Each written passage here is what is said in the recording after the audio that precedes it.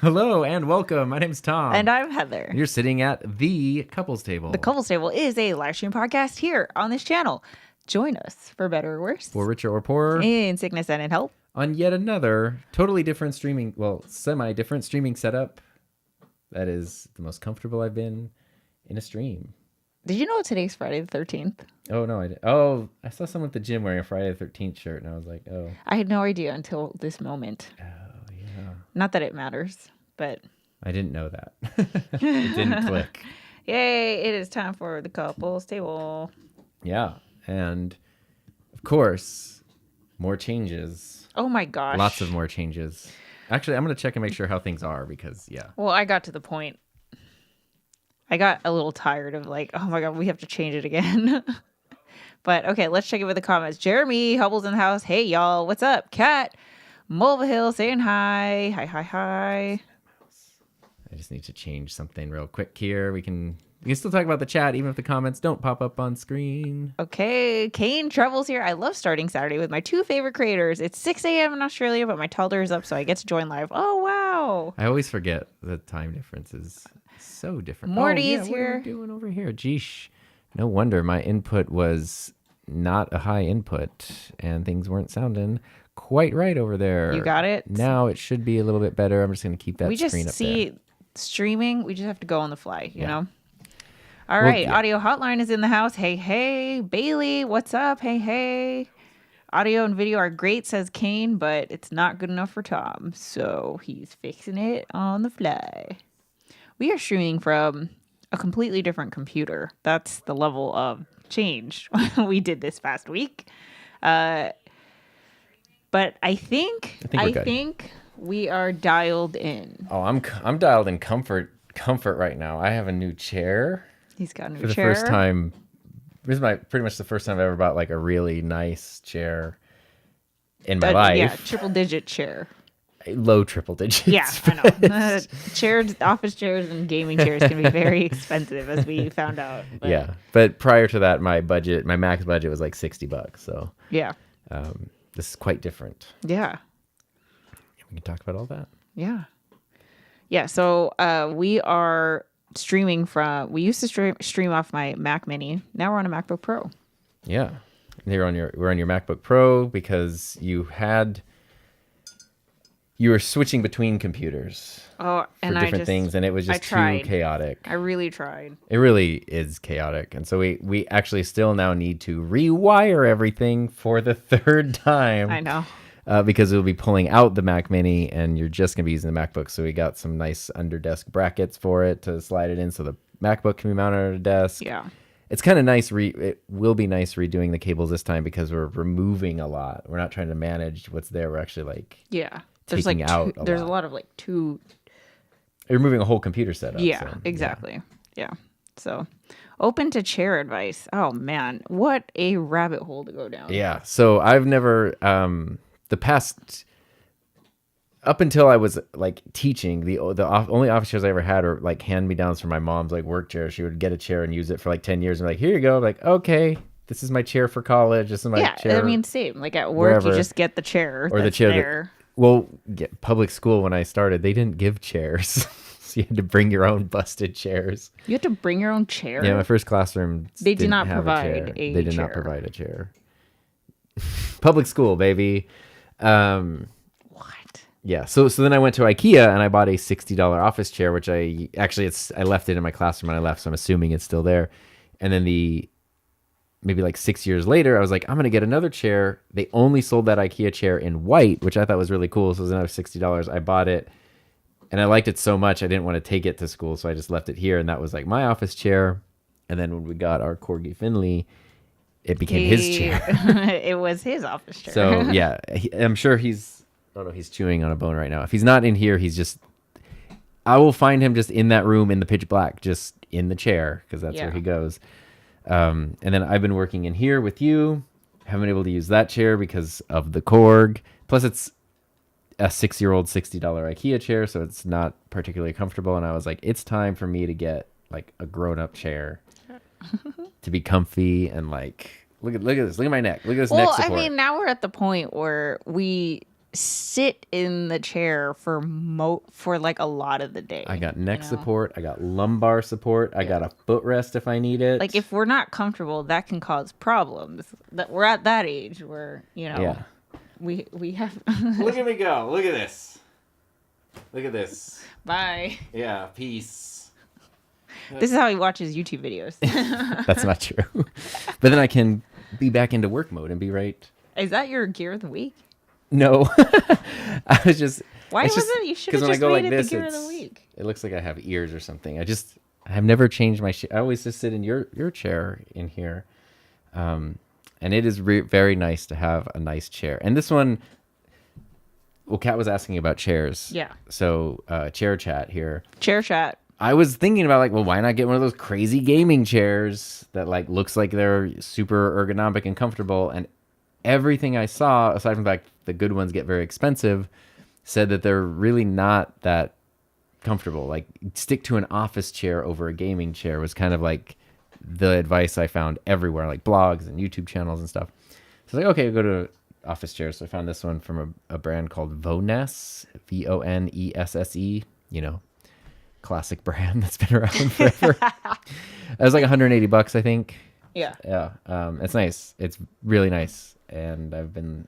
Yeah, it's got a leg rest built into it. A leg rest that pops out. Yeah. It's like cool. They come in cool there's a lot colors. of adjustments. Yeah. The back is mesh, so it's got like airflow. The bottom is not mesh, and they have different colors. So they have like, I got the white one because I like white, but they have a blue, they have a purple, they have a. The seat is a little bit too long for me. Oh, a little bit too long. It's got a deep seat. It's deep. It's perfect for me. really My knees long. are right where the seat ends. Oh yeah, I feel like. Well, I think. I mean, I got these long dancer's legs, so. Yeah. Well, there you go. And you got yours on Amazon. Yeah. Easy to install. There you go. Yeah. What chair did Tom get? The Vonesse, which made me laugh because they had a video on the Amazon page that for some reason the like setup video, it just shows someone like using the chair, had Vanessa Carlton Vonesse. playing in the background, Oh, and I was like, gaming chair. Is it I think they make gaming chairs. Oh, but it's not. But I was like, I think they used the Vanessa Carlton song because they thought the name sounded like it. Wait, chair. Oh, there it is. This one. That's the guy. Okay, so we go here. Boom, there you go. Here it is. Comes in nifty colors. Yeah. Which, like, I was very torn on that teal. And I know you would think, why wouldn't you just get that chair? The reason I want that one is because the the seat is like a fabricy, canvasy material. Oh yeah, you have to look at the seat material as well. And I wanted the smooth material. Yeah.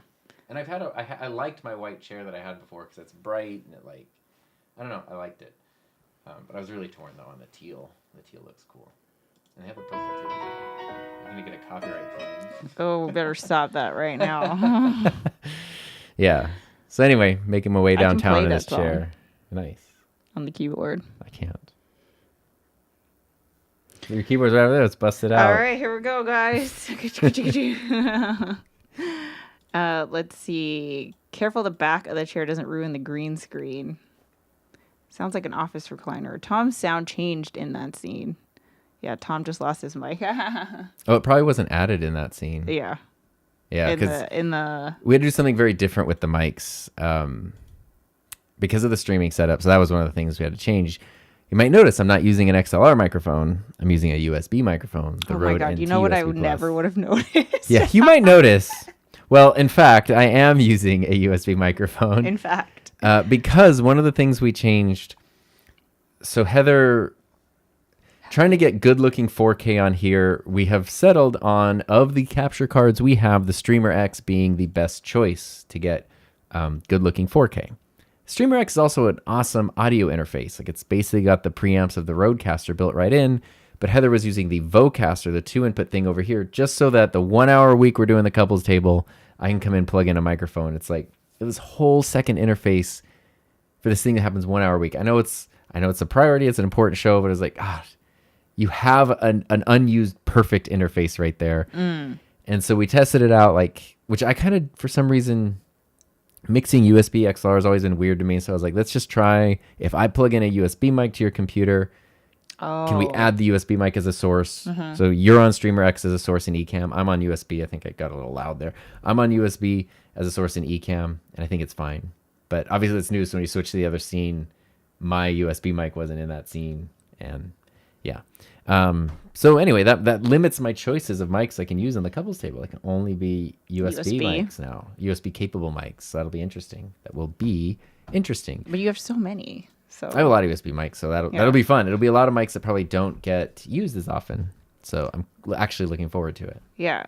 Call me Cubby. Happy Friday. I like the white arm. It's more subtle than I thought it would be. Yes. Oh, the white arm is so that awesome. Was another thing we changed. I decided to do the white mic arm, and I wasn't sure. And then we recorded a video. No, I did the YouTube huddle up, watched the replay, and I was like, oh man, not even close. The white is the way to go in here. It. Yeah. I don't know why. Because it's not, I don't know. It's great. It just looks good. It adds a nice visual element. Oh, that's what you're looking at. What am I looking at? You're looking over there. I was like, what are you looking at? Oh, this? You're watching the replay. Yeah. I don't know why. Hey, Tom, when is the Enthusiasm Project coming back for season 13? Has it been renewed? I don't know. So I didn't mention anything when I ended it, but I don't know that I'm actually going to be bringing it back. I think I am because I want to do it, but it was hitting the point where it's becoming a grind, and I didn't want to not look forward to doing it. So I ended it with no plans to do it anymore, but I wasn't going to make any declarations because that could change. Well, my plan was do episodes here or there, not to do seasons anymore, which I am definitely, after 13 seasons, I am seasoned out. Because that's just too hard to be like, okay, a season starting now for the next 10 weeks or whatever. Yeah. My workload has totally changed. It's just like, it got too much of a grind. But it's been long enough now that I miss it. But I need to I need to change something about it because I'm just personally sort of like tired of doing it the way I was doing it. Yeah. And so I need to figure it out. And I think a way to do that is to make it, I really would like to have a structure to it, which we've kind of been adding here. So there's like, instead of me like, oh my God, from scratch, what do I do for a whole episode every week? It's like, okay, there's 3 or 4 segments in an episode. What is this segment this week, that segment? And you build that out, and then there's your whole thing. Because sometimes you want to do episodes where you have 2 hours worth of stuff to say, and other times you're like, well, I want to talk about this, but I only got like 15 minutes really of like commentary to say. Yeah. So being able to fit more of that kind of stuff, and then that lets me shift between topics a little more. So I'm kind of like tinkering around with how to do that. Well, there you go. But I want to make sure I can keep it fun. Yeah. Kat says, now I feel like you should get the Stream Deck Neo also. The white ones, all their whole lineup is all white. I mean, so I have a list on my computer of stuff that I want to do in the studio. I haven't even like shown you. I've not seen this. Okay, studio. Where is it? Studio. Okay, to do. We have to paint the book nook. It's black, which is great, but it sucks up all of the RGB and How? like Tragedy. yeah. So I wasn't sure what color we were gonna purple. I wasn't sure what color we were gonna paint it. We were gonna paint it purple. We're gonna paint it this same purple. That was Tom's idea. Yeah. We gotta paint the rest of the room. The rest of the room, the color that you can't see, but the color we did on this wall back here, and that way it'll there, instead of being like 5 colors in the room, there'll be 2. Yeah.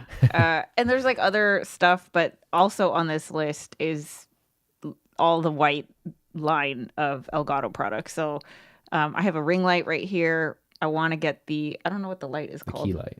Yeah. Oh, the Neo one. Is there a Neo there light? is a Neo white light. Yeah. Yeah. Because that's just your fill light, so it doesn't need to be. Yeah. And then the thing with the Stream Deck though is only the smaller one comes in white. Yeah, you have you have the Stream Deck XL with all the which I buttons. don't use a lot of the buttons. Like if you told me you were gonna take 3 columns off, I would be like, okay, I'll make it work. I don't like 3 columns off. I think would be a normal Stream Deck. Yeah, because see, a lot of these buttons are like just pictures. It looks so complicated. It's like, oh man, she's all the buttons. Yeah, and then like I have a Bluetooth speaker right here. I want to get a white one, so I want to get white speakers for my office too, because I don't really have good speakers.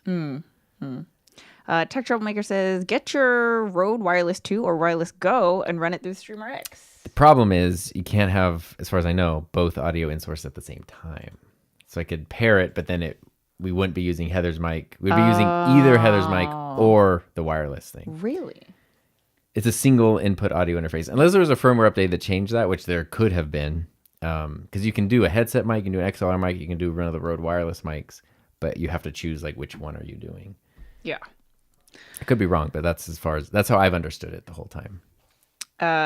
Bailey says, talking of the Rode wireless mics, I heard of someone whose battery expanded even though it was out of warranty. They still took it back and replaced it for free. Yeah, Rode's really good about that. I mean, battery things are bad, but Rode's good about like, I don't think they advertise like, if your thing's out of warranty, contact us. But right.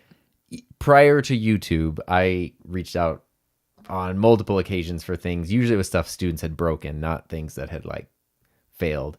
And they still helped us out, which was awesome.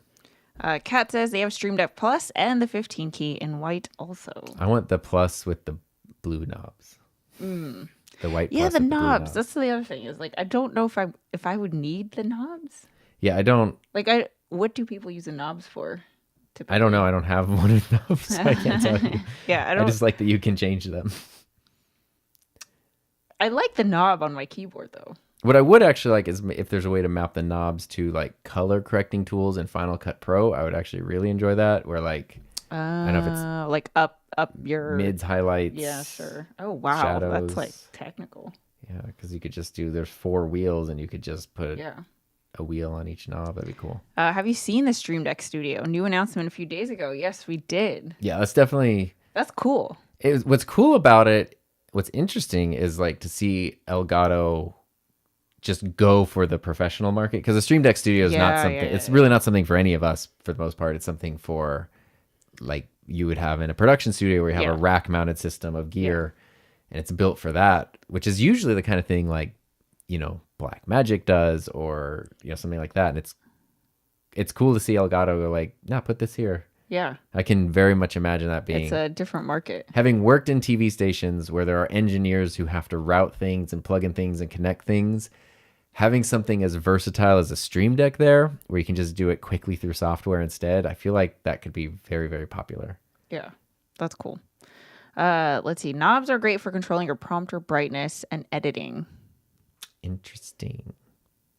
I mean, I want a white one. Putting it out there. It will appear. Tech Troublemaker says, what audience is the Elgato Stream Deck Studio for? Yikes, the price for less buttons. It's not us. It's for like TV production, stations and broadcast studios, and like even the pictures are people who, it's not it's not consumer. It's not, which is very interesting because Elgato's always been so good. They've always been so consumery, and then also they just released the Neo line, which is even more direct consumer. Like that's the sub $100 items. Yeah. And then they're like also $900 Stream Deck. Yeah. I feel like there was something I was gonna say. I forgot though. Oh well. Yeah. So that's what we switched over to Heather's MacBook Pro. Yeah. To get everything going in 4K and all that, and now we just need to remove the Mac Mini because this is just your main setup. Yes. Which, I think we were trying to combine both because eventually I want to start streaming on my gaming channel. And we were thinking that we should keep the game on one and the stream on the other and then combine it. Split up the processing power. That was the original plan. The Mac Mini is perfect for streaming, but if you were trying to stream and play Final Fantasy, plus it's running 3 displays, that's a lot to ask from the 4-year-old base model Mac Mini. As good as it is, that's a lot. Yeah. Streaming in 4K. Mm-hmm. So then we thought, okay, we'll put the game on the MacBook and do that, which would be fine.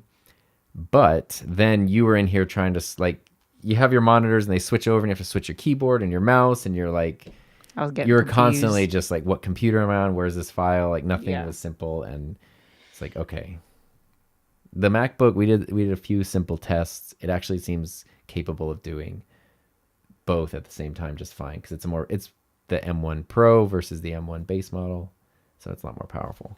Oh, there you go.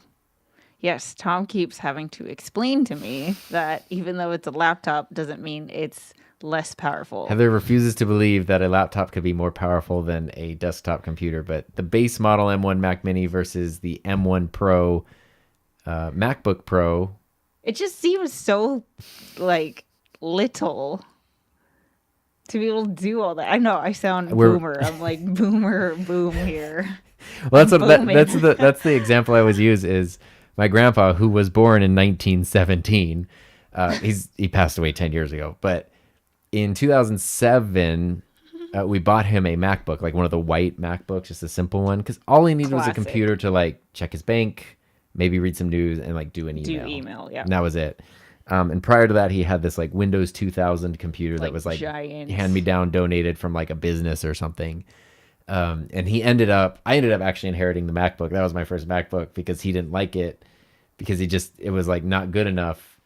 He went back to the Windows 2000 one because it was this giant metal tower and you push the button and it goes ka-chunk, and you hear the fans it makes all this noise. And it felt like this is a machine. This is doing what it's supposed to do. This little white, quiet computer, that's not doing anything. And I was just like, I'll take the MacBook. That's fine. Cool. Yeah. So, yeah. Great. So what's your gear of the week, Tom? Oh, I'm so excited to talk about my gear of the week. I don't even know what it is. It's this. Oh. The thing I've been obsessed with all week. I forgot. Okay, yes. I have a new obsession, and it's not something I ever would have expected. It's actually it's not even new. It's something that I've consciously been not interested, don't care. And this was sent over last week, so I've been using it the past week. And to sound like a cliche TikTok, I am obsessed with this thing. Oh, you said yes. it. And I am obsessed with this product. Yes. The DJI Mic 2.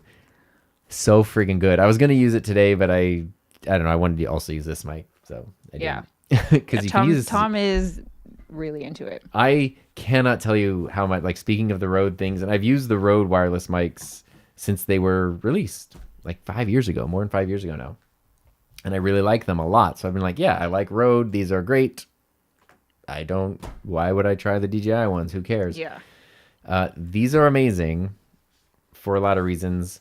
So it's $350 for the thing. It comes in this little pouch, but so the tinkeriness and like the like, I don't know what you would call it. The little tinkeriness of it is half the appeal to me. Oh, I mean, like, gosh, that's exactly. look how the pouch opens up. You got all your stuff just like stored in here. Isn't that? He loves it. It's so nice. You got the little windscreens. Got a lavalier microphone. It comes with this thing. Well, it doesn't come with it. Sorry. They sent over. It came with this thing, which is very cool. This goes on the receiver, and then this can clip onto Sony cameras, newer Sony cameras, and then you can use the mic without needing any cables. It just automatically, boop. Just the same way I have a Sony mic that clips on the top, and it's a shotgun mic, and there's no cables. It does the same thing, even though it's not officially Sony. And then the mic system itself is in this charging case. The Rode Wireless Pros I also have a charging case, but it's a little different. See how he just launches into a YouTube video? This is like every day for us. It never stops. Yeah. In fact, you open up the charging case and there you got your charger, your receiver. Do we have like showcase mode on here? No, we don't have showcase mode turned on. It'll focus though. Yeah, we just cover our beautiful faces. Oh, I can't get it to focus. We're too beautiful. What I like about this over the Rodes. So what I need to do, I'm going to do a comparison video. I've been thinking about getting the Hollyland Lark just to compare all three because I've not used that one, but I'm very interested in it. Oh. It feels so good. Like the quality and the, like open it up and take one of the pieces out. All right. And just feel how like nice it is to just. Oh. Everything's magnetic. Look how happy he is. It's so nice. The little transmitters. Oh, wow. Okay. Yeah. Little transmitters are. This is all you. They're small. They're compact. You can do with the magnets. I mean, similar to the Rodes, just smaller, but bigger than the Hollylands. You've got built-in 32-bit float recording. You also got Bluetooth, so you can pair this to certain things like the Osmo Pocket 3. You can just pair this directly to the camera without needing a receiver. And what I haven't figured out, but I've heard is possible, is you can pair this to the new GoPro. And I think because I have the GoPro, but it's not officially out yet, that I can't like update the firmware all the way, so I haven't been able to do that yet. But being able to use this with my GoPro would be awesome. I love the little receiver because the screen is just all a touch screen. I can show Heather. I can't show you, I guess. But if you want to go through the menus on here, let me see. Oh, it's down there. It's all just touch screen. You can go through all your settings. You can click through and just adjust everything right here. And it's super intuitive. I had never used this and like instantly I figured it all out. I think it sounds great. I feel like the Rode has a bit of an edge in terms of audio quality, but this is good. Like more than happy with it. Yeah. And it comes with these cool little things, these little attachments. I can't get that one out. That one's for phones. It's this little USB-C thing. So you can just you take this little part off the back and then this slides on here. And now I have a USB connector. This is the same way you attach the Sony thing, if I can figure out the way to do it. There we go. And what's cool with this is now you can plug it into a phone and you have wireless on a phone, or you can do what I did on Wednesday for a live stream, and I just plugged this into my MacBook, and now it was a USB-C mic. Yeah. So that's what I was thinking of doing today, was using it as USB-C. Kane is asking if you can Bluetooth to phone for calls or teleconferencing. I don't know. It has Bluetooth. I think I don't know. That's I want to. Because you push the link thing. He's figuring it out. Yeah, I'm learning, but I've used it a lot. I've used it for videos. I've used it for live streams. I've used it for not calls or GoPro stuff yet. It's cool. Yeah. I really, really, really like it. I'm very surprised because it was something that I had like zero interest in. And prior to having it, every time I did anything where I talked about the Rode wireless things, people would be like, "Oh, get the DJI, try this." And I was like so annoyed. It was almost like the Sony fans before I had Sony cameras was like, "Oh, stop talking about the Sony cameras." And then I got mine. I was like, "Oh, I think I know why people are so excited about this now." Like, and I get it. The hype is real. The hype is very real for the mic too. So yeah, it's just so sad. Everything about it is satisfying to use. Wow. And I just that's the review. Yeah. You heard it here it's first. It's fun and it's satisfying and it works really well. Yeah. What more do you need, right? Anyway. So my gear of the week a little different. Is a little different. I don't know if I can you bring it to me here? I don't think so. Yeah, you can. You gotta use your Yeah, like that. All right, cool. Here we go. I was using it. It is a sheep. It's a lamb. Dude, here it is. Da, da, da, da, da, da. This is my footstool for underneath my desk. Yeah, so if you want something that goes in a very different direction, Oh. yet is more affordable, this is the Carol made footstool. Yes, and you got a chair. I like my chair. I'm not using it right now. You have a nice office chair. Yeah. I use it like pretty much every time I'm making videos or streaming, except for the couples table, because putting two office chairs next to each other is kind the of arms bump into it's each kind of other. hard. But I have been using my chair. I love it. I don't have anything like wrong with it, but I think just sitting for hours on end, I don't know. It's just like I was finding ways to kind of like adjust my legs. And finally, I was like, you know what? Instead of spending a lot of money on a chair, why don't I try a footstool first? And that made such a huge difference. Yeah, and it's like $35 or something. It's not a baller thing. And it comes in different colors too. $32.99 right now. $32. Yeah, there's a bunch of colors. I got the white one. If you switch to that scene, we have to. I'm not gonna switch it, but yeah. Okay. Well, how people need to know? Oh, it's in the description. It's in the link in the description, baby.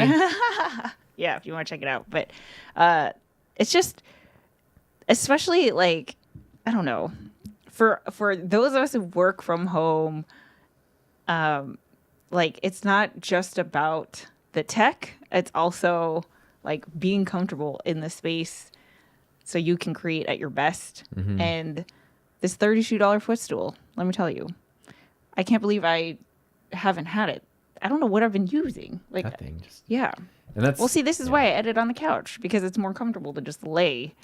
But, you know, now I've been on the computer so much that, yeah, footstool is where it's at. It feels like the same way when I redid my studio earlier this year, and then I had like all this versatility. Like I can do videos sitting, standing, all these different corners. It's almost the same thing. Like I got this chair, you got the footstool, but now when you're sitting and working, you can have legs up, you can have legs down, you can be reclined, you can be like you can.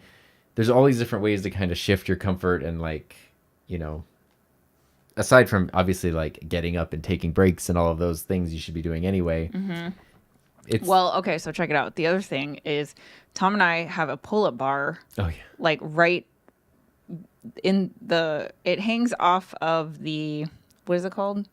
The door frame. The door frame of the bathroom right next to this office. And so we have been doing pull-ups basically every time we come into the office.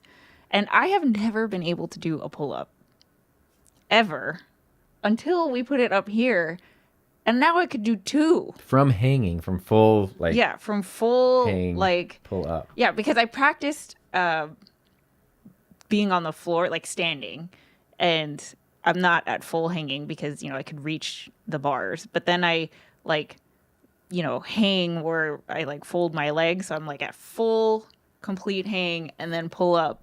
I could do two. I think I could do three. I've just never tried. I'm sure you could. I just can't believe that you couldn't do I could one do it. before. Yeah. Right? I know, it's crazy. Yeah, and then it was like you could do one not hanging, and now you can do two straight from hanging. But it actually, I feel like it makes it, I don't know, I feel like that helps my back. Oh, like, wait, I'm sitting for hours and then... You're stretching and pulling all those back muscles and aligning things. So it's nice. I just, like, every time I come here, I have to do two before I walk in. And there we go.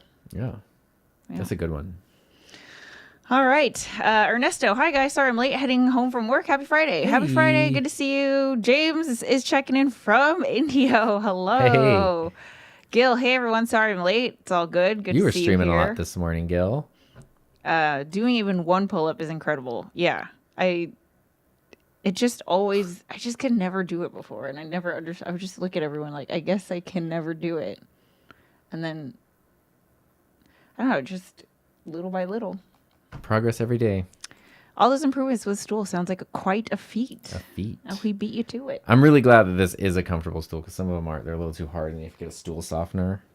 Oh. See, look, did you see that? Did you see how easily you just... Stop.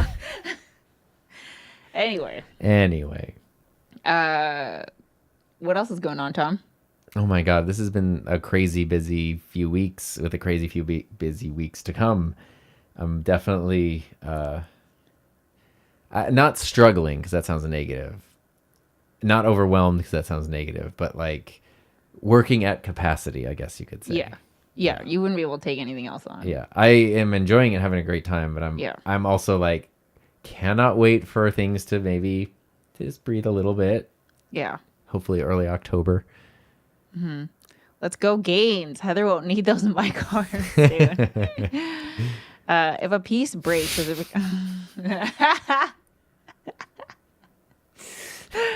I love this. This is funny.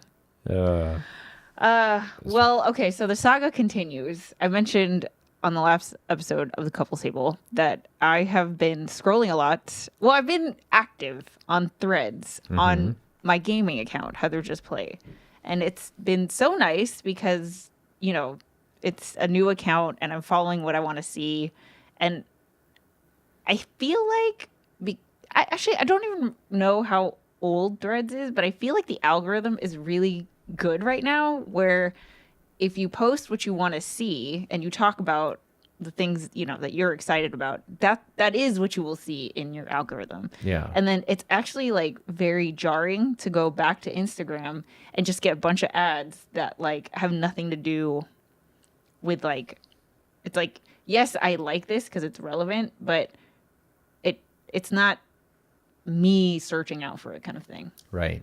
The thing is, there's the gaming community, the streamer community, the creator community in the gaming space is just so freaking different from this space, from content creation as I know it. And it's just like, I can't, it's so, today I had to have the thought of like, I can't help everybody. Like I can't, there's so many people who are like in the creator space or in the like gaming creators. Okay. They'll be like, you know, I don't know, audit my channel, or it's really humbling to be a gaming creator because you can post all these shorts and reels and content and stream forever and nothing happens and there's no growth, and you know, and I'm just like, I just feel so bad because I'm like, you don't have to do any of that. Like, what makes you think that that's what you're supposed to be doing? Like, it's like right. I feel this like compulsion to help, and I have to remember all the things of like, okay, I'm 8 years into this. They're starting today. No one wants unsolicited advice. I don't want to be that person. I don't want to come in here and be like, I've been doing this 8 years, like, you know, but I don't know. It's just, I feel it just, I don't know. It's stressful, but also cool that this is so accessible. Yeah. That anybody can like start. But that's the thing. I don't know. That's kind of the thing about it. And I've been thinking about this with like videos I've been working on lately, because one thing I like to do is try to explain things in ways that like simplify them, right? Yeah. And sometimes stuff can be complicated. Like a streamer X right here can be complicated. And part of me was thinking like, are you doing a disservice by making something seem simpler than it is? Even though it feels kind of cool, like I can take this complex thing and break it down in a way that's easy to understand. But then sometimes it gives people the expectation that, okay, cool, I'm going to get a Rodecaster, for example. I'm going to plug it in. I'm going to instantly just know how to do everything. It's going to be great. It's like, not that it's, not that you can plug it in, turn it on and get some good sounds, right? But like realistically, if you've never used something like that and you buy a Rodecaster Pro, you're probably going to have to spend a couple days, at least, a solid afternoon, really diving in, figuring it out, tweaking. It's probably going to take a couple, I don't know if it's weeks, but a couple runs of like going through a thing before you start to feel like, oh, I understand how this works. And I know like for me, I want to try to make things seem simple and approachable. Obviously, companies, when they market stuff, they don't want to be like, this thing's super confusing. It's going to frustrate you, but eventually you'll get it. Yeah. It's not great marketing. But does that set expectations? And so the reason I was thinking that is because just being an online person and sharing your stuff and making your stuff and streaming and creating content and all that is so accessible now, which is amazing. Does it give people that sort of same Like, like the idea, well, everything is accessible. It's easy to make this. Doesn't that mean it should be easy to, for it to go somewhere? That's so hard. It's so okay. So here's the thing. I have to constantly tell myself not to do. I still have the compulsion to do it. And I keep telling myself, stop. Don't do this. This is don't even go here. So it is a very big deal. I think I mentioned this on the couples table last week. It's a huge freaking deal for gaming creators to declare or to share when they have become YouTube partner, which is basically their channel gets monetized. It's really funny to see how the language is different. I got YouTube partner, and they will post it's a screenshot of the progress, because now in the YouTube Studio app you literally see a bar to 3,000 hours or 4,000, whatever the requirements are, and they share it constantly, and it's I get, because it's a progress tracker, and I understand that. I have issues about examining your stats that closely. I don't think that's helpful, but I see why everyone does it. And so they'll post that, and then it's the rest of their posts are just oh my God, I'm streaming so much, I have to stream, and here's my next stream, and I'm gonna be, it's not. And the thing with gaming streamers, they stream for hours. It's not 1 hour, it's many hours. It's the whole night, it's the weekend. It's 24-hour streams. It's such a time chunk. And I see them putting all these hours, and I see the progress, and then I have the compulsion to say, here's my gaming channel. I started it from zero. I did absolutely no streaming. I posted a video, a long form, traditional, old school, pre-recorded, edited video, and got monetized in 2 weeks. And my point in sharing that is you don't have to, if you want to stream that much, awesome. But that is not the only path to success. Right. I'm trying to show there's other ways that you can do it. There, whatever. I don't want to say that though. You don't have to is the thing. Yeah. And that's where it's just it's I don't know what it is. It's I feel I want to help people, because I just see all these anxious creators, and I'm you don't have to do that though. There's a thing. Try making a video. I don't know. In all different areas of life though, I think there's a thing that I've learned. It's okay, Confucius. No, I just mean this applies to lots of different areas of life. Is you want people to learn from your mistakes, and I guess that's what you're it is. I don't want you to make the same mistake I made. So here, do this. Learn from what I did, and sometimes that's really helpful. You can really help someone by saying obviously I'm coming from that place. Yeah, let me help you out. I made this mistake. Don't do that. Do this instead. But there are some lessons and some things that you just have to. You have to do it yourself, and. Yeah. I almost feel that's one of them. I feel there's a few people who might be open to learning from mistakes, but I feel a lot of people need to figure it out for themselves. Yeah. And there's a lot of things in life that's just how it works. And I think that's one of them. And that just means it's so frustrating to see it happening, because you're the stove is hot. You're going to touch the stove. I don't want you to touch the hot stove, but I guess you need to, so you know never to touch hot stoves. And it just is what it is. It makes me really appreciate 8 years of experience, because I forget, I don't know, imposter syndrome, self-doubt, insecurity, all these things, these are things that it is just my way of being. I'm constantly going to be my own worst critic or enemy or whatever. But man, when I jump onto threads and scroll and see everyone talking about all that, that's when I'm okay, yeah, I have learned that I don't have to contribute my opinion on every single thing. Right. I don't have to, just because there's a thread about I don't know, someone made a whole thing about meeting streamers, dating, people learn, meeting each other. You shouldn't meet people on streaming or something like that. And I was going to go, I met my husband on YouTube. It doesn't, yes, there's toxic people, but that doesn't mean, I'm well, no, this is not my conversation. Yeah. No, I don't have to be here. It doesn't involve me. Yeah. That happens to me a lot on Reddit because I'll go through like the podcasting subreddit, for example, and someone will ask a question like, I need a really good microphone for this, or I've heard that, this interface does whatever. And it's like, I know the answer from firsthand experience. And I'm like, oh, I can jump in. And it's like, but there's already like sort of a discussion forming. And it's like it's going to be just so much effort to contribute. That's not going to, the juice is not worth the squeeze of like me contributing, being involved in this conversation, taking the time to do it, and probably just getting ignored, not listening. Like I'll just go do something else. Yeah. Exactly. It's not my problem. It's not like I just learned that I am coming from a place, and then when you put it out there, it's not received the way that I intended most of the time, and so it's just not worth it, right? Like, and I know how it feels when people do it to me too, though. Like when the tables are turned, like the number of times like I've been at like the ice skating rink, for example, and say I'm in my goalie skates and I'm trying to do like T pushes, which is like a thing that move that you do a lot as goalies, and it kind of looks like a hockey stop, and then someone comes over and is like, oh, here's how you do a hockey stop. It's like, I appreciate your intent. Yeah, you're right. That's not what I'm doing right now, and I'm not in, now I'm like like, let me just do my thing. Yeah. And so it's both sides of it. Sorry, I think I cut you off before No, I have to remind myself. So this week was a huge deal for me because I actually declared to the universe that I want my gaming channel to be my main channel.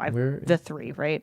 I see what you're going to do. It's fine. Honk, honk, honk, honk. I don't know if this has one. Does it? I don't know. I pushed a button on there. Now we're muted. I'm just kidding. I don't know. Something happened, but there you go. So yeah, I forgot what I was going to say. You declared your gaming channel. I know, but I forgot what my point was.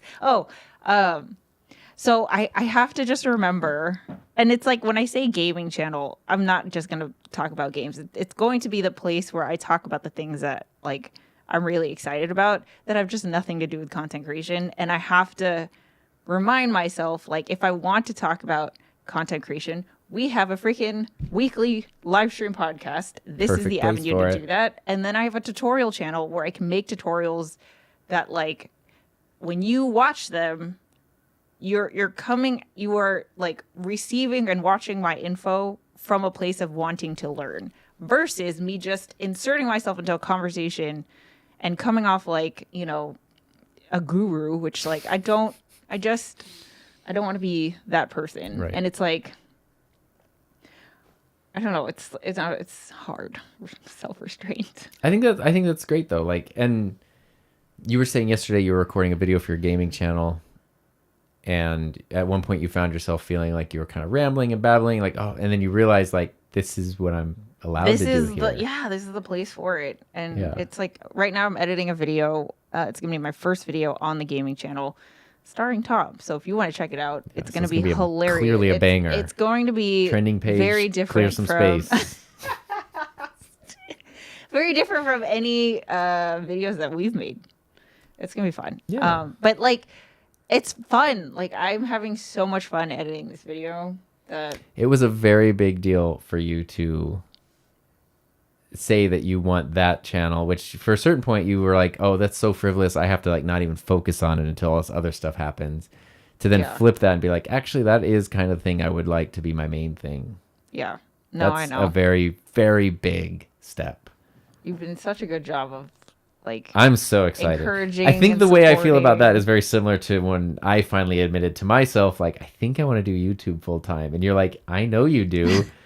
Glad you joined the rest of us over here. But like, also the excitement of when you saw me give myself permission to do that, it was like, cool. Now we can like go for it. Yeah. Now we can have fun. Yeah. And that's how I feel about you. Right. Tech Troublemaker, or Gil says, some have a do or die mentality. So many of us get gas and buy something we fail to take full advantage of, thinking this is the thing that will make folks watch our videos. Oh, yeah. Yeah. And I see that a lot in the gaming space. It's like, oh, I'll stream for hours and hours because this is the thing that will help me grow my channel. And yeah. Yeah. And I know we just talked about tons of gear talk for setup upgrades, but it's like, oh, I'm using a webcam, a 1080 webcam. If I get a 4K mirrorless camera, that's going to be the thing that's going to make my channel grow. It's not. Well, see, like, okay, so this is a perfect example. I'm excited about it. I definitely did not upgrade the setup thinking, oh, this is the thing that's going to blow up the channel. That's a difference, different thing. Is like now when you have tools that make you excited, they eliminate friction, they make you excited to make stuff. Now it's like help tangentially me do my art better. Yes. You know, like that's different than like this is my ticket to fame or whatever. I don't know. I don't want to like make it seem like I'm judging people who do it that way. So I want to be careful of like, I don't mean it that way. No, I'm just talking about, I mean, we've all done the thing. If I just get this one thing, this is gonna be it. And it's like, yeah, you know, lessons learned. I recorded a 13-minute video on how to bring it down to 120 to simplify it for Instagram Reels, and to me it still wasn't enough. It's extremely difficult. Mm-hmm. It's kind of fun though. It is sort of a fun challenge if you have to do like the 60-second. Like I thought it was 90. I do 60 for stories. I don't know. I mean, it's a fun challenge when you're trying to like, you have to be so economical with like every word, every line, every cut, every like, should this be like 2 frames shorter to like, I kind of think that's a fun challenge sometimes. Yeah. I like it. Kat says, if only most people had the same thought, I don't have to share my opinion on that. It's so hard not to, especially on the internet. Well, there is a weird thing that I've noticed.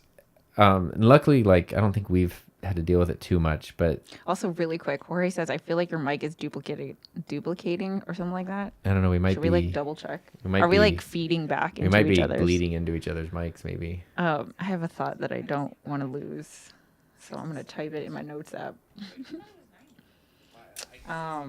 There's like a weird reverby thing happening, but I have no idea what it is. Oh, there is? It's because you push the button. No. That should have just been a sound effect, I think. I don't know. I'm not sure what it is. It's probably mic bleed more than anything. Okay, Jorge. Hello, couple. I believe that more important than how big your channel on followers is, I think it's more important the label of influence you have. If they don't follow your recommendations, it's not worth. It's sort of a strange thing. Like, I forget what it was. Somebody after, I think, 'cause I've been doing the Q&A live streams lately. Yeah. And it's been really nice because like people will just coincidentally ask me about like question about the thing you're going to make a video about, question about the thing that you happen to have in a drawer right here. And it's like, I can take these random questions and suddenly it's like, I have answers for them and it's really cool. And I had someone send a message that was something along the lines of, I can't believe you, like, you can just, you know about everything, you do that. It's like, no, I am playing to very specific strengths here. And like the people asking questions are asking about very specific things. Like if someone was like, hey, how do I make my perfect fantasy football team? I'd be like, I got nothing. You know, like, and that's an important thing to recognize for, I think, for everybody, because as a viewer, you can see somebody who seems to be very competent and knowledgeable about something. It's important to remember that extends maybe to just that space and not like that's all their things. Passion. Yeah. And as the person doing it, it's also important, especially if you get to a point where people like look up to you and respect you and your opinion things. It's also important to remember about those things, not necessarily all things. And I bring that up because it's very, very common to see, you know, you could see a gaming channel person on a podcast interview and suddenly it's like they have to have like these political opinions. It's like, you can have your political opinions. That's not what people need. That's honestly, you don't need to make those public. You don't need to like, you're not the expert there. Maybe I don't know. Your knowledge about one thing, not all things necessarily. And I think viewers and creators need to remember that.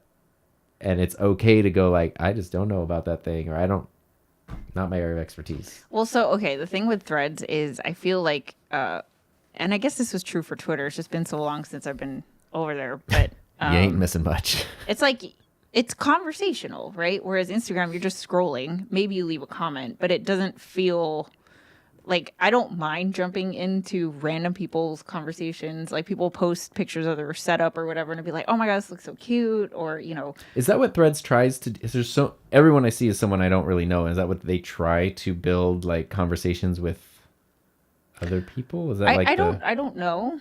I think the reason why I see a lot of stuff from people that I don't know is because I don't follow enough people, so it fills it with stuff that's like in the space, right? So I get a lot of Final Fantasy stuff, and I think also gaming creator stuff. But like going back to the I don't have to share my opinion, the thing that I've started to notice now is like, I'll see a thread that has like several hundred likes, so obviously many people have seen it. And then under that, I'll see a completely random person where there's no interaction on their thread, their post, and you can totally tell it is a response to that viral thread. And that's the stuff that I don't want to do is if I did not have this thought before, I don't want to post, like I don't need to share it because I know I'm doing that thing. I'm doing the thing where this was not even in my brain, and I feel like maybe I do have something to contribute, and maybe I do, but like I want to make sure that I'm in the driver's seat, especially like moving into this like different, I feel like we've been leveling up in this past month. I want to like make sure that I am the one who's like the source of all the inspiration. Like take everything, soak it all in, but now it's like everything needs to be vetted by me. Right. Yes. I don't know if that makes sense. Like it's not that I wasn't doing that. I'm trying to I'm trying to explain how it's different. But the fact that I'm conscious of it at all, I feel like, okay, it's different. Yeah. Because I wouldn't have done that before. No, I think it's big. It's a good thing to recognize. Like, I just want to talk about the things that I'm excited about. I don't need to give opinions on, like, people busting their butts off to get YouTube partner. Yeah, go do you, Like, I don't know. Sure. Anyway. Let's see. Aaron, short music. Hi. Did you try the voice mode for the Elgato prompter? I haven't had a chance to test it yet. Well, Aaron, over at youtube.com/TomBuck, Tom just put out a video last Sunday talking about this exact thing, and he loves it. Yeah, it's great. And I've used it a lot since they put it out, and I used it on a very, very, very long script, a 90-minute script almost, and it was so helpful. That would have been a 4-hour script otherwise. Ono Coffee's here, late to the party. Hello, hey. all. What's up? Did I say wall? Hello, all. You said all. Okay, weird. Hello, wall. You're thinking about painting the walls, huh? Hello, wall. So what else is up? Wow, that was the whole hour? Yeah, time flies. Oh my God. Was I talking a lot? No, I feel like I was spaced out. Yeah, you gave us all these weird political opinions. I was like, no, don't. You just kept going. I don't know. You hit me. It's the whole thing. Yes. I had some struggles with voice sync. Oh, have you? I mean, it's not perfect. The thing with the Elgato prompter software. So this is another thing, and maybe Elgato falls victim to this because they are such a good example of a company that takes complicated things and makes them simple. Okay. A Stream Deck it does really complicated things, but now anyone can get one for like $99. Same thing with like an A10 Mini, which I know is not Elgato, but yeah. A lot of people, and I'm not saying you can, but a lot of people have never used a teleprompter until the Elgato prompter. Yeah. Because it's affordable, it's high quality, it's good, so they get it. They're looking at it as, I just spent almost $300 on this thing. It better be perfect. Mm-hmm. Versus prior to that, the cheapest prompter with a built-in screen, maybe $1,500. And is this coming from the response on your voice sync? Since I've been talking about the prompter for the past year. And a lot of those pro prompters, if they come with software, it's terrible. A lot of them don't come with anything. You just have to figure it out. And there's really no good prompter software. Even having worked at a television station, I was the prompter operator for a number of years during broadcast shows. The software is bad. The Elgato software, this is where like I come into sort of some friction sometimes. The Elgato software is a version 1.0 software that has a lot of bugs and things that need to be worked out. Like voice sync overall is incredibly it's not even close to any other voice tracking software I've used. It's not even close. there's still a lot of work to do. Like there's still, sometimes it'll drop out, or sometimes it won't pick up on something or whatever. But it's still not even, it's so much better to everything else. Yeah. Same with the prompter software. Like the way that you manage scripts, the way that you could do offline edit or can't do offline edit. Like there's all kinds of things that could be improved and need to be improved with it. And will improve. And will improve with it. Yeah. As it is, it's pretty good. It's not even close. It's the best prompter software on planet Earth. Like it, and it's not even close. It sounds like you're coming. I feel you sound defensive. Yes, I am. Well, because I've dealt with people who bought my first prompter, I'm and they're sure like, you're getting a lot of comments then. Yes, because people go like, the software's still kind of buggy. It still has this problem. Why don't they fix this? Look, this is the voice he puts on when he reads comments. Whatever. I don't need to make my point. It's fine. But no, I don't mean to cut you off. It's fine. It's just it goes back to my thing of like, we made something so complicated, so simple that now people expect it to be perfect and simple all the time. And I'm trying to go like, you have no idea. Like it's like, this is something that just wasn't even possible 2 years ago. Yeah. And now you're, like, yeah. And that's Cat's thing just sort of sent me a thing there. Like voice sync has ways to go, but I really want people to give credit where credit is due for version 1.0. If this is something that's been around for 10 years and it's version 12 or whatever, and it's still having these issues, we got to have a talk. Version 1.11 is great. Jose, hi from Puerto Rico. Rim Jam, a 90-minute script. Tom Buck the movie? No, I got cut down, which is so dumb. Like, what is my scripting efficiency? Because it got cut down to a 36-minute video. What was in the script? I know I had like redo parts, I know, but like, I had that thought too. Because like back in the day, oh my god, I would have raw footage of 52 minutes for a 9-minute video, yeah. And I'm like, what did I cut out? Like, why did this? What the heck? So weird. Let's see. Kat says it would track my voice until the last line of a section for more than half the sections. Is there like a voice training? I don't think so currently, but that would be helpful.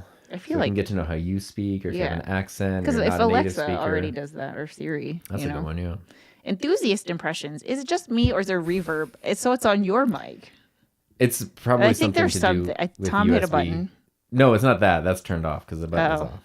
I hit like an air horn. Diana, don't forget to hit the like. It's good seeing you.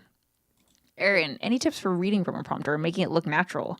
Okay, I will say I used the prompter for my tutorial that I uploaded yesterday, and I just dragged my notes app to...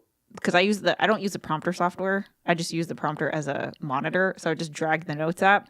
I put the font on big, and then I just read it. And you couldn't tell at all. I am so paranoid about like, can you tell? Because the first time I used the prompter, you could totally tell. But this time, like I'm conscious of making, like, not having the script go all the way across, because then I think that like you can see the eyes move, but like if it's in the middle, and then basically I just scroll, I don't know. It looked great. Those are good tips. I mean, Aaron, as a musician, any tips for playing guitar and making it sound better? It's practice. Like the more that the first time you use a prompter is weird, second time's better, and eventually you can. It's a skill just like anything else that you learn how to use it, you get more comfortable with it. Yeah, it's a skill. A big thing.